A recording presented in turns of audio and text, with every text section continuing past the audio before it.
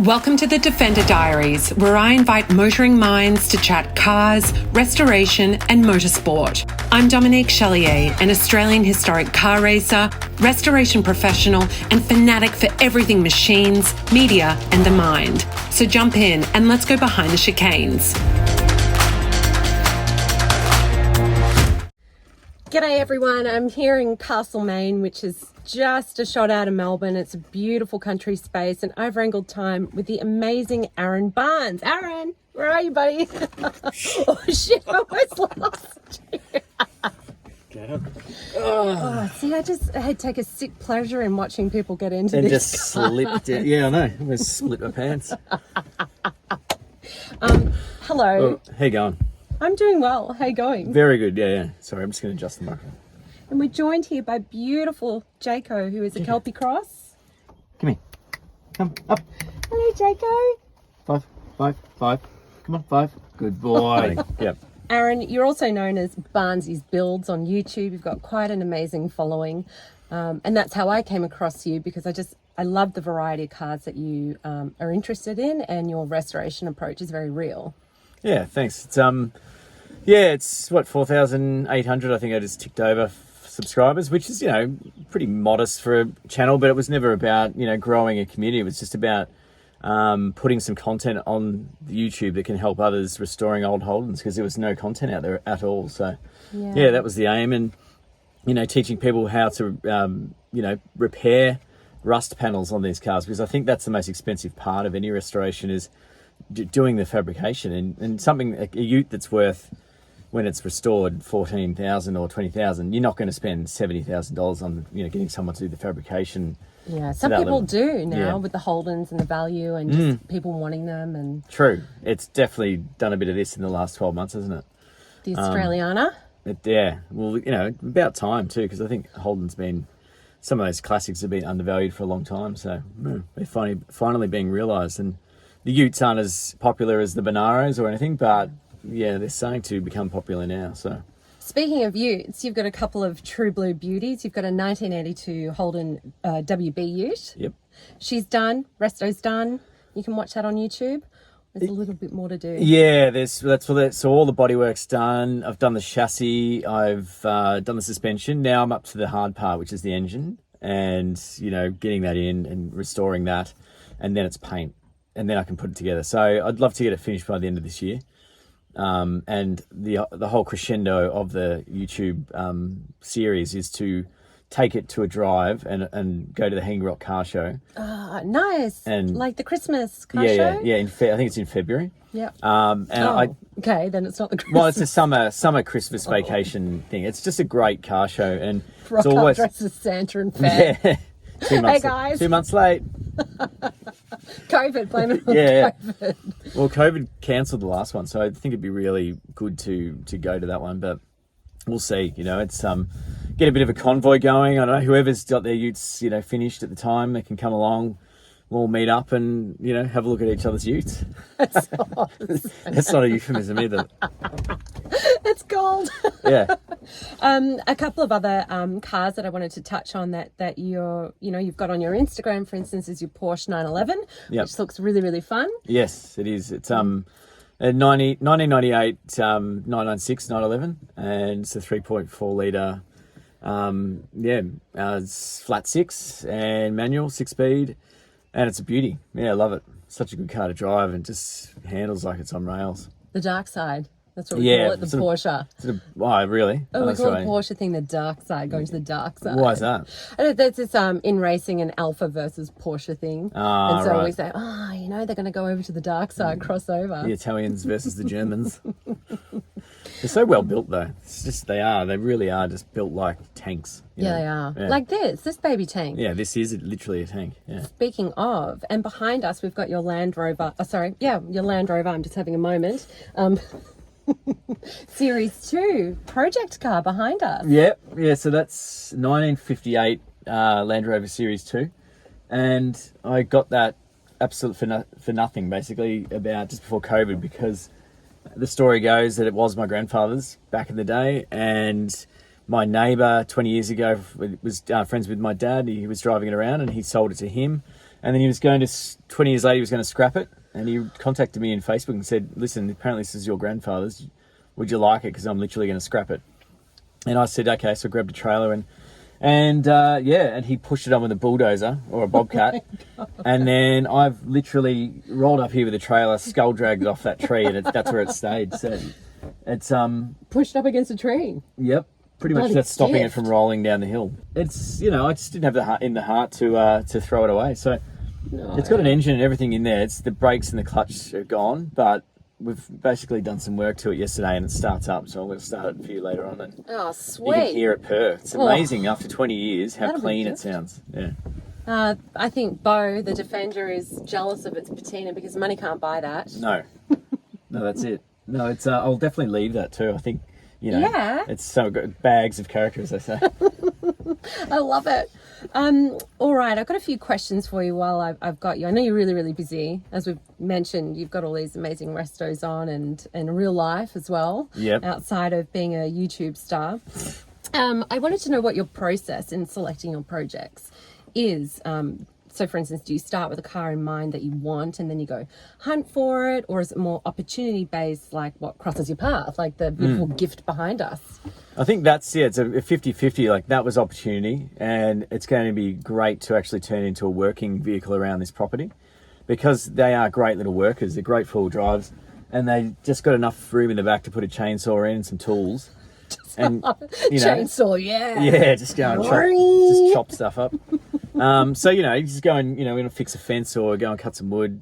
Perfect vehicle to do that, and you don't have to go and buy one of those Can-Ams that are worth 20 grand. Like, you just do that. So and eventually, it's got so much character that it'd be great to keep until one day you want to do a rolling resto on it, and get it on the road.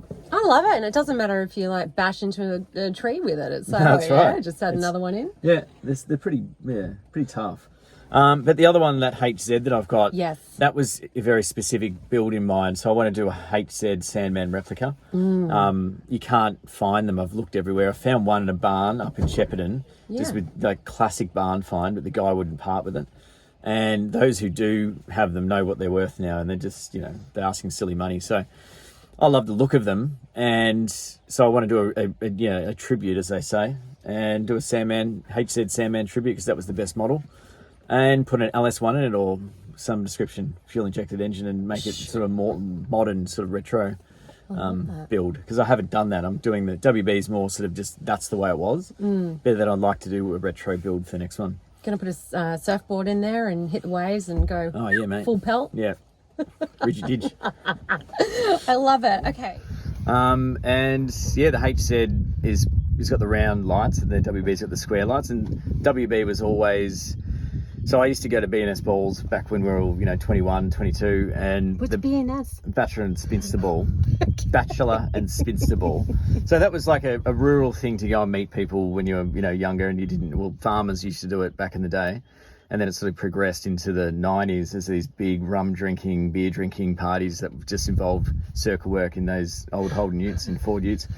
And the WB Kingswood was the pinnacle of that ute, and that's why I sort of got into the WB. And I had a Kingswood and I restored it, and it was immaculate. And I went down to Melbourne one night and parked in an undercover car park, and came down the next morning, it was stolen. So oh no. That I bought it for $4,000. I think it got $2,000 back for it in insurance. It's now worth over 30. So but was the night worth it? Well, it's a long story. It's a long story. I drove my girlfriend's car to Queensland for a favour. When I came back, I lost my car. Oh my God, that sucks. So it was shit. And then she broke up with me while I was up there. Shit. So it was an absolute disaster. Yeah. Oh, that sucks. Yeah. Well, let's get off the low vibes and yeah, that's right. So you've mentioned that you don't have a background in automotive and that you're a self-taught mechanic. And I think that's really cool and brave, and part of the reason why I wanted to come up and interview you, because I think, wow, that really takes guts to put yourself out there, particularly with the online community, the way that it can be a little vicious, but for the most part can be really supportive. I just wanted to know what that process has been like, what tips you have for someone that is wanting to do something similar and share the journey and build the community. And yeah, I think the the best advice I could give is just go into the shed and start. Like, don't think about it. Like, literally go in and just use what you got lying around, and you'll figure out what you need, and then go and buy it. And things are so cheap these days that you can go and buy your tool sets, and you can go and buy the things you need step by step, and gradually build up your workshop, so that eventually you'll have everything you need to tackle any job in the car. And it's not as hard as you think. It really isn't. Fabrication, I took to it like a duck to water. I think it's more of it's like sculpting, and because I'm a creative person, it's my job. I found it really easy, and metal work is so much more forgiving than timber.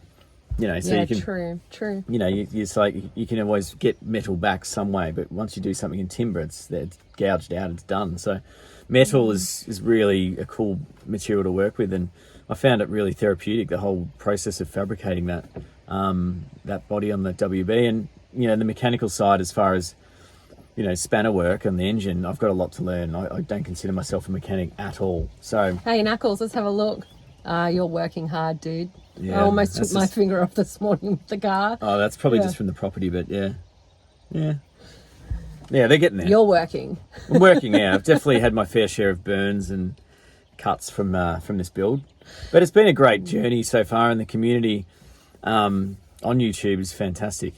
So supportive for the most part, and they are supportive. There's a lot of professional guys there that give me feedback. My professional mechanics have actually said I'm doing a good job, which is really a great compliment to get from a professional to say that. It means you're not making a joke of yourself. And I never started that, to be that way at the start. It was more just documenting what I'm doing, and people can take for it what they want. But it's grown into something different now. And once you realize you do have some community, you feel like there's a bit of weight on your shoulders to deliver each time. So that it's definitely progresses the build and makes you held accountable to actually finishing it, which is good because it drives you forward to doing it. Admittedly, I haven't done an episode in a month. we're waiting. Freaking busy. It's just, there's so many other things that get in the way, but you've just got to get out there and do it. Real life. So I always am very methodical before I tackle something, and that's why the gestation period between some of these episodes is long, because it takes a lot of research, a lot of investment in time and money to get the tools and to get everything you need to do the job properly the first time, and you only get one shot at it. Yeah, that's it. You're not like a 25-year experience fabricator. You get weld a patch on. You got to nail it first time. So I'm just starting to sweat thinking about it. Yeah, so it's hard work, and it's long, and but it's so enjoyable at the end once you see the result.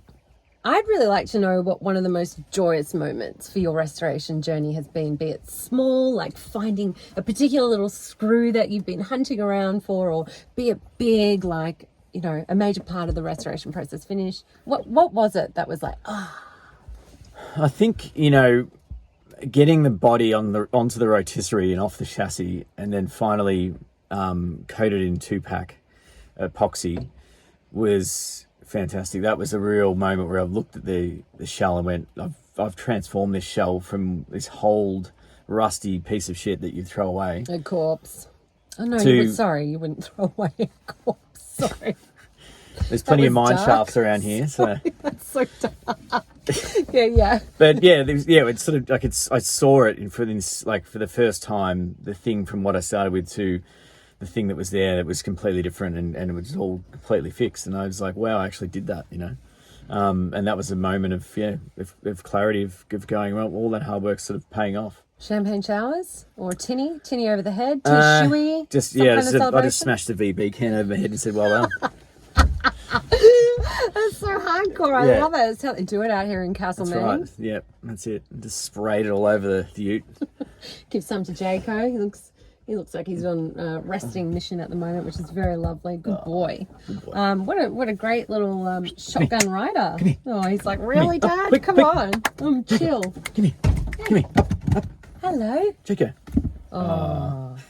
So he's a working boy, and he's good around the cars and around the workshop and all of that. He doesn't particularly like going in the workshop. It's a bit noisy. Doesn't like the angle grinder, so he's sort of scared off. But as a pup, he used to get up all the time, jump in the body, and didn't you, mate? Well, we're going to have a look at a couple of your tricks after this. And just to wrap up, before we have a look at the beautiful Series 2 behind us, because I love it, is I noticed on your Instagram and your YouTube that you took part in the Shitbox Rally. It looked unbelievable, looked like a wild adventure. And I'd really like to know what a dream adventure for you is, and in which car. Would it be one of your own or a future project? Well, it'd be great to... I have a soft spot for HJ45 Toyota Utes. Ooh. So it would be good to do, you know, a journey across Australia, like the Canning Stock route or something in one of those, you know, and not necessarily a rally, but just to do that journey in a car. I'd love to do the Dakar as a timed, serious rally in a car. Like Pockets burning just thinking about it. Yeah, me too. But I'd love to do a high-speed rally, you know. Like a charity rally's fun, but like to get a high-speed rally. Oh, in the 911, you could do something. Well, I'm talking like off-road. Oh, whoa. Yeah. Just, you know, smashing it through the dunes on something like a dune buggy or four-wheel drive or something that's set up for that kind of rallying would be fantastic. Maybe you missed your calling. I know that you do some off-road mountain bike riding as well, which looks pretty intense. Yeah, I did downhill mountain biking for a few years, and I used to love it until I had a massive crash, and then I realised, you know, you're getting too old for that. But I still love to mountain bike ride. I just, you know, bring it back down a couple of notches. But yeah, that kind of, I love off-road and that kind of driving as well. I think it's great, rally driving. But, you know, I also like the bitumen stuff as well. Yeah, a bit of tarmac. Bit of tarmac trouble. Well, back in the day, my dad used to have a little business called TD 2000, which is a car company. Yeah. It's replica off the MG TD. And they started building them, and they pumped a lot of investment into it, and then a failed company was like valued a lot less, and Dad bought it and all the jigs and everything, and he started producing these cars. Raced two of them in the Targa Tasmania 3 years in a row, won a gold trophy for his class and the thing, and they had a Nissan Pintara 2-litre fuel injected engine in. They absolutely flew, these things, and we used to race them at Calder Park and Phillip Island and Winton. So it's in your blood. Oh yeah, I didn't know that about you. Yeah, I had my CAMS license when I was 16, and I used to do a bit of racing. I didn't know that about you. Yeah, I had a crash at Phillip Island in a TD. Whereabouts? Which corner? You know, the after the big long fast section, you turn right, then you got that big left. Yep, Siberia. So coming on down the sea set side. Yep. And then you're coming down, then you got that really tight hairpin to the right. Yep. I just came unstuck there. Came in Honda. too hot. Honda? Is it? Yeah, I think Honda. And then it sort of goes uphill. Yeah. Came in, overcooked it, spun out on the rocks, but then I tried to get on quickly. And so I did that and came in sort of 180, and this guy's tried to overtake me and just T-boned me at 80 k's an hour. Yeah. That's frightening. Yeah. And so he broke his wrist, but it was I was all right because I was 16. It was like, just bounce when you're 16. It's not a laughing matter, you know. But lucky you're okay. Yeah, it was good. The cars were bit of damage, but you know that's it's like it's racing. It's racing, man. Ah, I didn't know that. Yeah, there's lots to discover. Maybe a part 2 to this. Yeah, that was fun. I enjoyed that. Yeah, but then Dad sold the company a few years later, and that was it. Yeah. Sayonara. On to the next chapter. Yeah. And this is a pretty bloody good chapter, I got to say, in the life of you. Yeah, moving out to the country was, something that I've always wanted to do. I grew up in the country, and something I always wanted to do again. And took the plunge 3 years ago. And I've got a shed the size of a small aircraft hangar. Yeah, it's seriously massive. And you can't get that in the city. So it's great. It's great. But even if you could, you don't get this. You don't get the fresh air. I mean, I've been kissed by 1,000 wasps. It's going to be the name of my next album. And, size of bloody elephants. And they are everywhere at the moment. Oh, the bakeries out here are lit. Yeah. And the people are lovely. And the streets are great. Yeah. I mean, I get it. Totally. Well, I'm a country girl myself, so I get it. And autumn's the best season out here. It's not much wind. It's always nice and sunny. And there's a lot of big poplar trees and European ashes and I think my eyes are watering a lot. Yeah, I'm like, there's a bit of pollen like it's autumnal. Yeah, no, it's beautiful out here and it's quiet. That's the main thing. Yeah. All right, I brought you a gift, and I just thought our international audiences would like this, like to see what it's all about. Is it another pie? Sorry, it's not another pie, but it's an Australian thing. And I got it at a local bakery in the region. Yeah. The old, what is it? The old Lamington. It's a Lamington. I don't know, do you like sweets? I'm not a huge sweet man, but Today you do. But I am partial to, the odd cookie. I thought, well, This is a monster. I'm not going to sit here and make you eat it all. Imagine if I'm like, well, I'm not going to stop. Oh, we'll at least have a bite. Yeah, cheers. Thanks for having me on your property. No worries. And thanks for coming. Here you go to our global audience. It's I don't quite know how to. So it's like a sponge. I'll show you. Sponge dipped in chocolate, wrapped in coconut. And it's got some jam in it. Oh. Yeah, God. It certainly does. Sorry, Jayco. Oh, bless. Oh, Jayco. no, Jayco. Jayco. You can do it, otherwise I feel like Come here. Come here. Up. Come here. Good boy. Come on. Come here. Good boy. There you go. Oh, you bloody ripper. Doesn't get any more Aussie than that, does it? Help you eating a Lamington. All right. That's actually really nice, though. It's really nice. Sugar high. Oh, yeah. All right, guys. Aaron Barnes, absolute pleasure.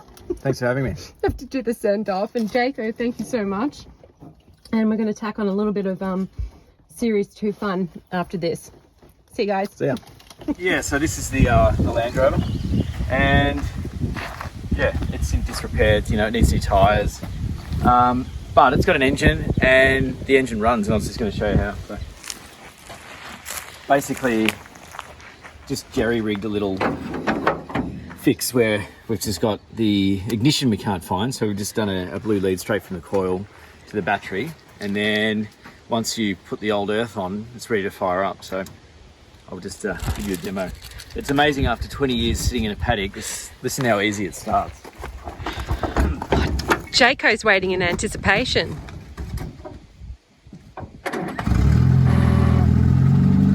Oh, yeah. Just straight on, Have a look at it. It's rough as guts.